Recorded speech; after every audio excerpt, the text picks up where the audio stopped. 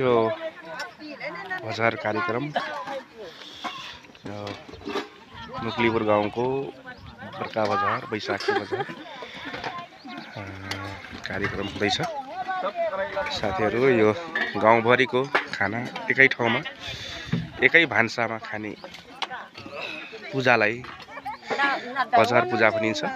आजको दिन थारूहरुको घरमा भान्सामा चुलोमा आगो बल्दैन, सबैको चुलो यही बलेको छ।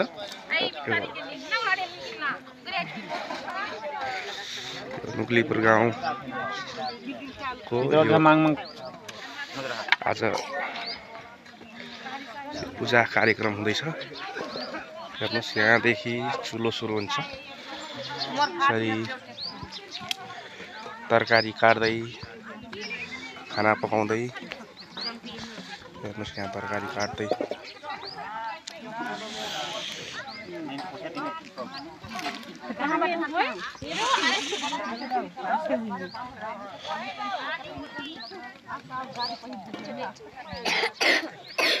यहाँ मिठो मिठो खाना पनि पाइन्छ। यो माछाको तरकारी, आलुको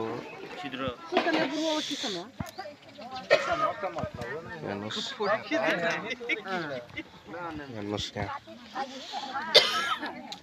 यो मेरो घरको भान्सा। यहाँ माछाको तरकारी छ। यहाँ सिद्रो पनि रहेछ। यहाँ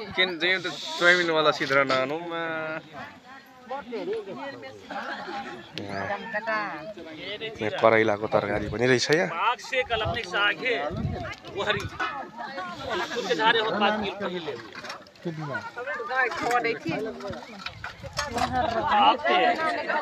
हेर्नुस् यहाँ भान्साहरू हातै पाकिसकेको रहेछ एउटा घरको त। यस्तो चलन वर्षमा दुईचोटि हाम्रो गाउँमा चाहिँ बजार गर्छौं। यो बर्का बजार र छुट्टी बजार। अहिले हामी बर्का बजारमा छौं।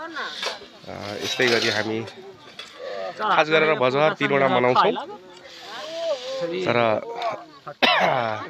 हाम्रो मुक्लीपुर गाउँमा चाहिँ दुईवटा बजार मनाउने चलन छ।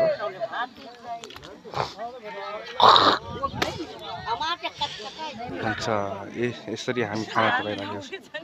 त्यसपछि देवतालाई चढाइसकेपछि मात्रै खाना मिल्छ आजको दिन।